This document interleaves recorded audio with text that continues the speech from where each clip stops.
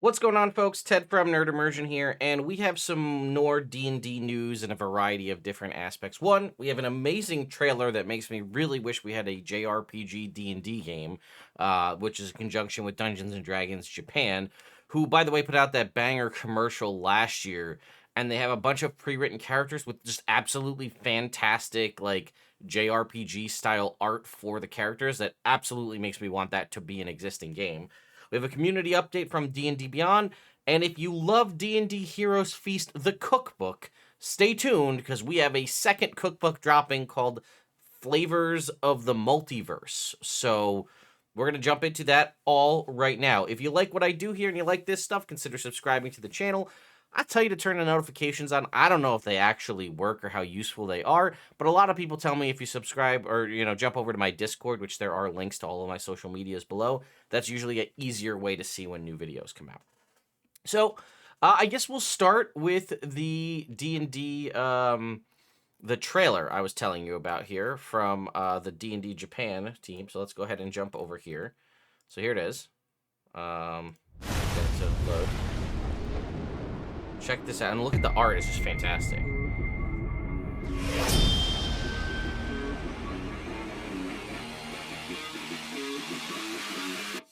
見つけるさ。僕だけの運命を。 Look at this art. It's like Fire Emblem. Fire Emblem vibes. 聖なるご加護があらんことを。美しき我が正義の刃をお見せしよう。ま、生きてるうちは気楽にやろうぜ。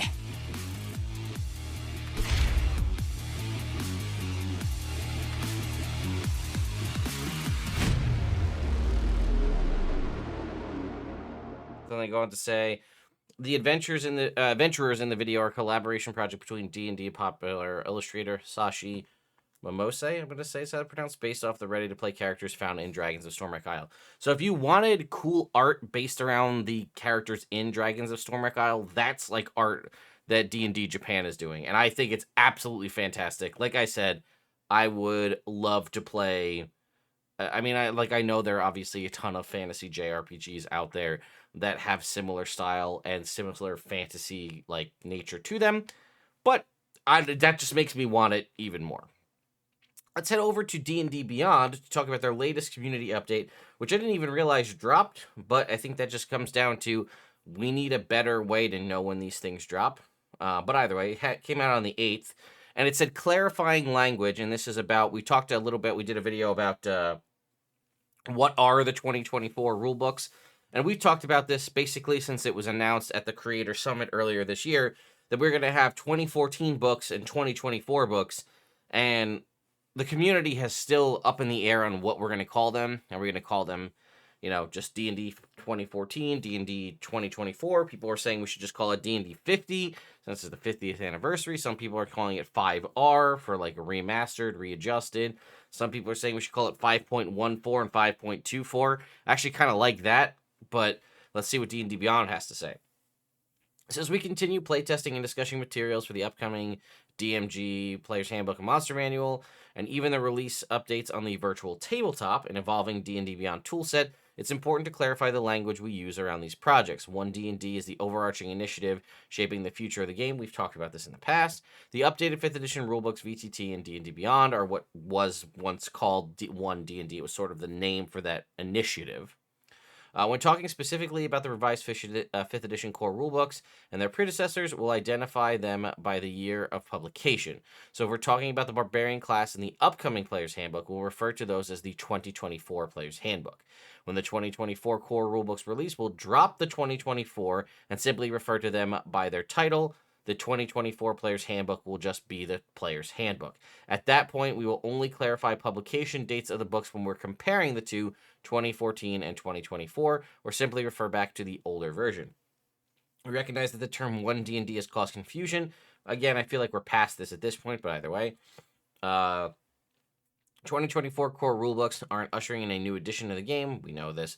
The books you enjoy today will be compatible because it's all the same edition. If you're a casual reader, though, this may not be clear if you've won D&D in the past. So that's something you could possibly do is just, I mean, this may piss people off, so, take it with a grain of salt, but would be refer to the 2024 books as Player's Handbook, Monster Manual, Dungeon Master's Guide.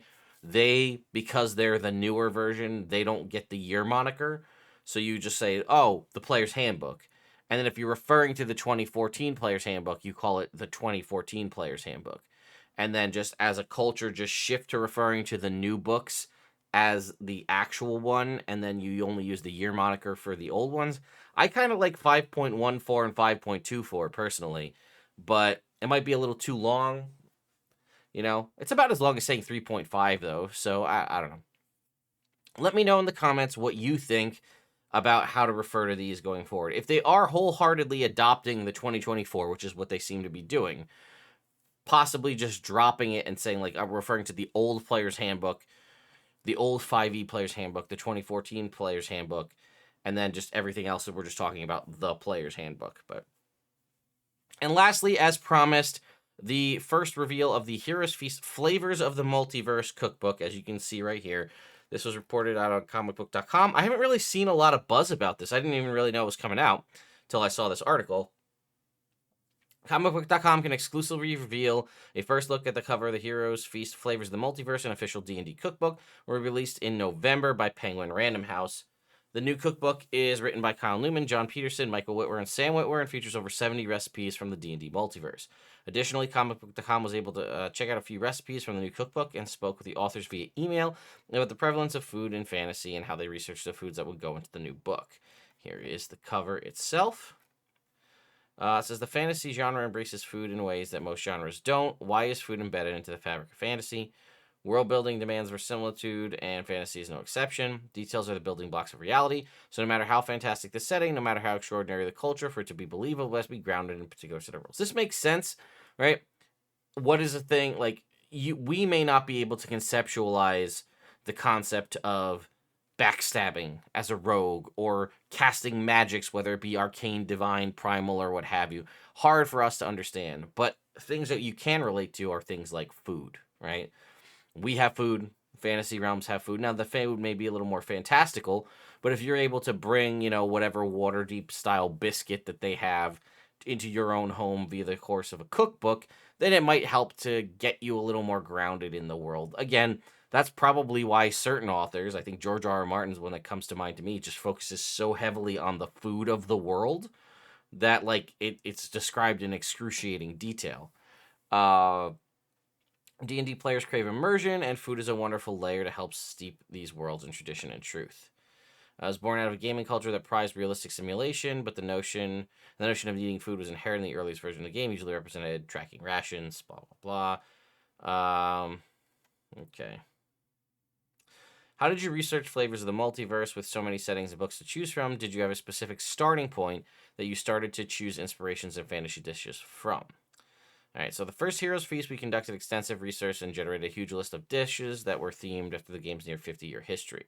For Flavors of the Multiverse, we began right where we left off with more research, diving deeper into new 5th edition campaigns, settings, and novels. So this could be interesting. We might see more, like, it sounds like it would be more multiversal and more genres of food, because if I remember correctly, Heroes Feast was very heavily focused on, like, the Sword Coast. And, like, dishes there. I think the dishes were also based around the races as well, like dwarven food, halfling food, so on. This may get you more, like, exotic areas, right? We might get things like the Underdark. We might get, I think there might have been Underdark. I forget if there was in the original one. But we might get things from, like, other planets, potentially from Spelljammer, maybe Dragonlance. Things that are a little more outside of the realm of just, like, the Sword Coast, which I do feel like a lot of that Sword Coast was based, because D&D is so heavily based on, like, Tolkien, and Tolkien's based around sort of, like, England. We have a lot of, like, that style of food, so we might get a little something different here, which is kind of interesting. I'm curious to see where it goes. All right. The team discusses various culinary themes we want to explore in the fantasy setting, how we approach those in a grounded D&D way. One thing we felt strongly about for this book was to not simply retread all the same ground. We took all the best things about the first book and went bigger and grander. We even rented a castle for the photo shoot for the book. A wider range of flavors and ingredients, new locales. Okay, so that's kind of what I was thinking. Oh, right here. So this is thrakel seared beef in red sauce. Oh, so this is Ebra. Okay. Oh, we also had a fun narrative element. Some food-loving characters we plucked straight from the cover of the Hero's Feast, who we follow on a madcap adventure through the multiverse, which dishes provide the locational basis for the dishes we feature. That helped to keep the recipe list under control. Once we knew where the characters were going and what adventures they'd have there, we knew what to look for. Okay, so is there a difference between designing a recipe for a cookbook and a normal cookbook, a D&D cookbook versus normal? A D&D cookbook demands a twist. Each recipe requires an intersecting idea to help justify its inclusion and to help elevate a similarly familiar dish. Another factor is feasibility. While the worlds of D&D have many similarities to ours, many of the dishes can't be prepared without powerful spells, magical items, and so on. Was there a recipe that you were worried about including in the book, either because it was challenging or had a unique taste palette? Interesting. The first Hero's Feast came out during the pandemic, and the ability to source certain ingredients was a key factor in determining the recipe list. Oh, that was cool. I didn't know they put that into thought behind it, but that's cool. For flavors of the multiverse, we are excited about including a much broader range of ingredients, such as venison and even crickets, which we weren't able to put in the first book. The better availability of ingredients paired with the expanded settings of 5th edition at our disposal allowed a broader palette. So this looks like drinks here. Looks more like Elven-style drinks. Oh, this is Feywild, this top one here. Do you have a favorite recipe? Yes, there's so many good ones. A few stands out are the bacon-wrapped smoked mussels from Sigil, the Yawning Portal's chopped forest salad, the steak of the deep from Lake Brawl from the Rock of Brawl, and the chickpea and spicy sausage soup. For dessert, there's the silver fruit pie, Kryn's Kendermore cobbler, and Vada's vanilla buns from the Radiant Citadel. Okay, so that's basically what I was saying. We are getting multiversal things, right? We hear references to Sigil, so that's Planescape. We've got Yawning Portals, that's Sword Coast, Prime Material. We've got Rock of Brawl, that's Spelljammer. And then the chickpea spicy sausage soup sounds pretty, just that could be from anywhere. But then we have Kryn's Kendermore cobbler, which is Dragonlance. And then we have Vada's vanilla buns, that's Radiant Citadel. And then a refreshing drink, the Purple Grape Mash No. 3, or Ray of Frost. So we don't know where those are from, but we are hearing a variety of different locations. So it does seem like they are going to kind of expand out, but that also might make it a little interesting. As they said, they're going to pull out from different things. They reference crickets, venison, which again, not necessarily the easiest thing to get depending on where you live, right?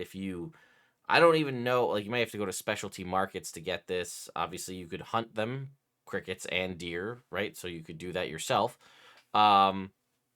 Interesting though. I'm curious to see. I'll probably get it anyway, just to take a look at it because it's a cool like piece to have.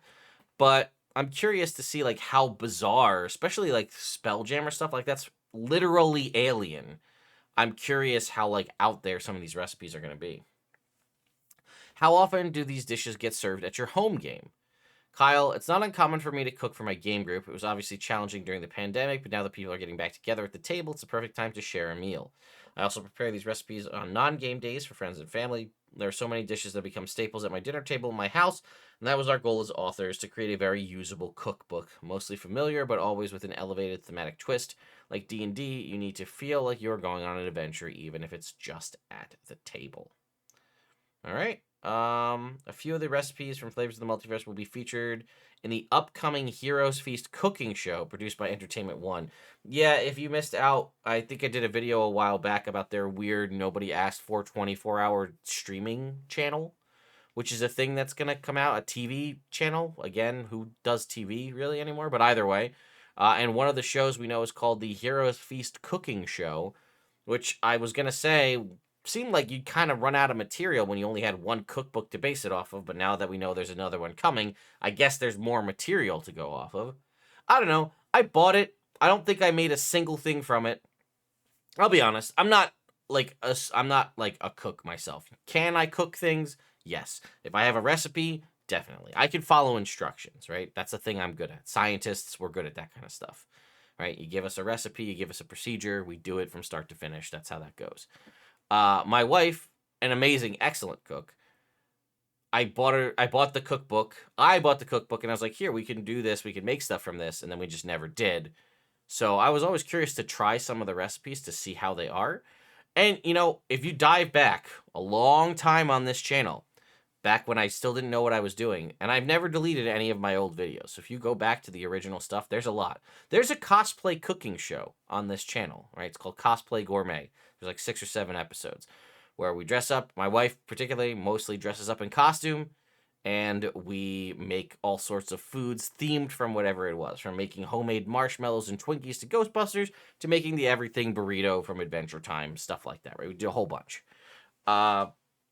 So you can go back and look at that if you're interested. But more importantly, I have a lot better camera gear, and we have a much nicer kitchen to film in.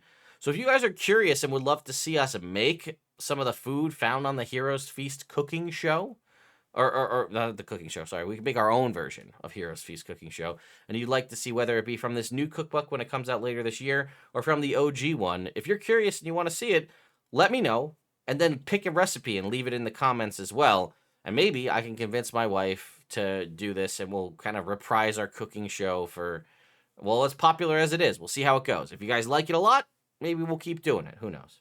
Anyway, thank you all so much for watching, and I'll see you next time.